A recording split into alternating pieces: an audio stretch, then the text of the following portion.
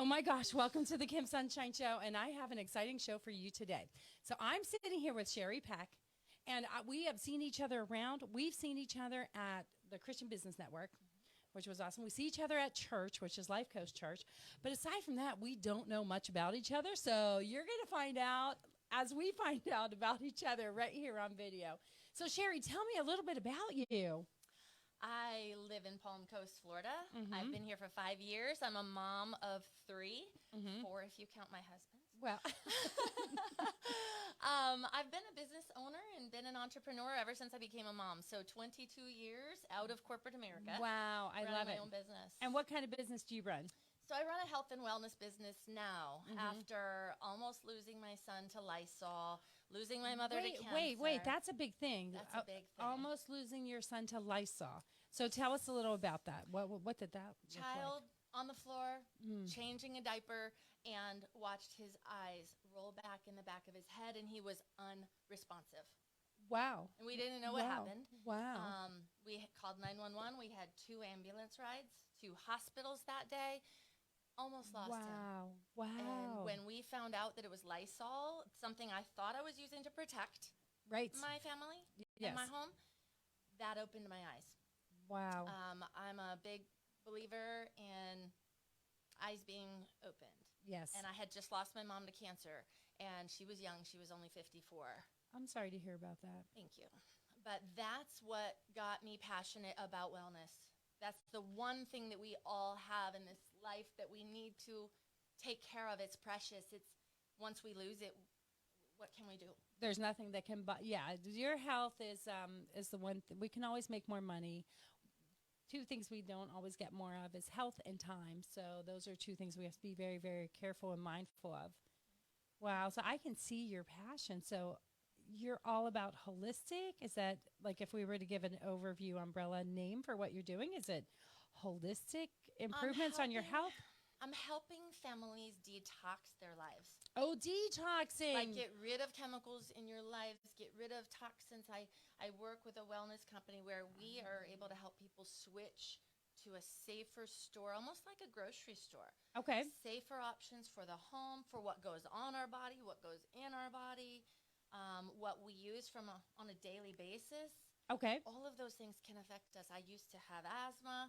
I used to have allergies. I used to have eczema.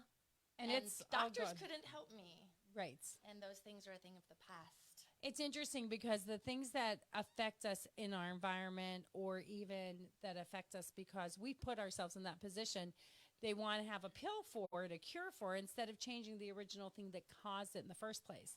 Now, how did you discover that it was Lysol that was causing this problem? Because when I think of Lysol, I think Lysol is going to be clean. It's going to disinfect. It's going to kill germs. It's going to be the thing that we want to use all around our house. So now, how did you find out that the Lysol was what was affecting your son? Yes. That was part of the problem. Oh, part. Okay. What we did is we made a complete switch. Okay. Somebody invited me to watch a wellness tour of a safer store that we could shop in. Okay. And my husband and I watched it and went, we need to make some changes in our home. And we detoxed our home. We switched everything over from laundry to shampoo to soap to body wash to hand soap to sanitizer to everything. And the store it's like a grocery store that's non-toxic. Okay. And when we switched everything, that's what changed. Wow. Wow. So in this economy, I mean, inflation is crazy. Right. And people are spending triple at the grocery stores for what they need. And this is a store, it's a U.S. manufacturer. Inflation is not affecting us and shortages aren't affecting us. And we're helping families to save time, save money, fight back on inflation. Awesome. And really make a difference. Very good. Very good. So do you teach classes and teach people how to, detox their home? Yes. We do. We do wellness workshops. I'll come into a business and do lunch and learn. And I'll share because as a business owner, you want your staff to be healthy. Sure. If they're not healthy, they can't work. Exactly. So we come into a business and we'll bring lunch in and we'll share with the staff some steps they can take to detox their home, to boost their immune system. Okay. To be able to take better care of themselves and their families. And then you have healthier businesses and healthier employees and so forth. So the other thing when we talk about detox, I mean, the first thing that I'm thinking is not detoxing my home, it's detoxing my body. So do you have solutions for that to detox your body? Absolutely. A lot of it is not just what's going on our skin or what's going into our body from the outside or breathing and this and that, although that all affects us, but it's what's going in as well and what's not going in. We cannot get the nutrients that our bodies need from food anymore. Soil's depleted. I don't care if we eat organic or what have you. We have to supplement. We have to get those nutrients. And so, yes, from a standpoint of detoxing the body, getting the right nutrition in, I was told recently that I have Lyme disease. Oh my gosh. That I've been battling it for years and I didn't even know it. I've had weird pain and headaches and strange things. And talking to this functional doctor and showing her this nutrition that I'm on, these supplements that I'm on, she says, you've been treating your Lyme for years and didn't even know you had it. And you were just doing what made you feel better with the products. Wow, that's amazing. Didn't even know. That's awesome. That's awesome. So now you've been doing this business for 22 years? So I've been an entrepreneur for 22 years. I've been with this company for almost 10. For almost 10 years. Okay, fantastic. And how long have you been in the Palm Coast area? 5 years. So what brought you to Palm Coast and where did you come from? The name Palm Coast sounded pretty. That's honestly what brought me here. It is a beautiful name. And do you know a little bit of trivia that Palm Coast is the only city? Now, we're talking about our city. Is the only city in the state of Florida that has the word coast in it, but it has no coastline. But Palm Coast will claim all the coastline. Like, they like everything on that side of the county. But Flagler County is a very large county. And Bunnell, unincorporated, Bunnell is actually the second largest landmass in all of Florida. Right behind Jacksonville. Yeah, Jacksonville's so big. I had no idea how big Jacksonville is. Like, if Jacksonville was as dense as New York, with as big as it is, you know what would happen? We would have the entire United States in Jacksonville, Florida. So now, where did you move from? So we lived for 3 years prior to this in Western New York, where my in-laws are. And before that, we lived in Colorado, where I consider home. So Western New York, that's out near Pennsylvania line? Is that where you were? Okay. Close to Erie. Close to Erie. Okay. Oh, way up there. Way over there. Okay, so I've been there before, and everything, there was an interesting thing about the town names. And it wasn't what was the interesting thing about the town names? Like, I remember. Everything's Asheville. Asheville. There's lots of little villes and little just villages, tiny but they call it a village, right? They call it a village. So still it's not upstate New York. It's when you go. It's not near New York City. So 8 hours. I've never been to the city.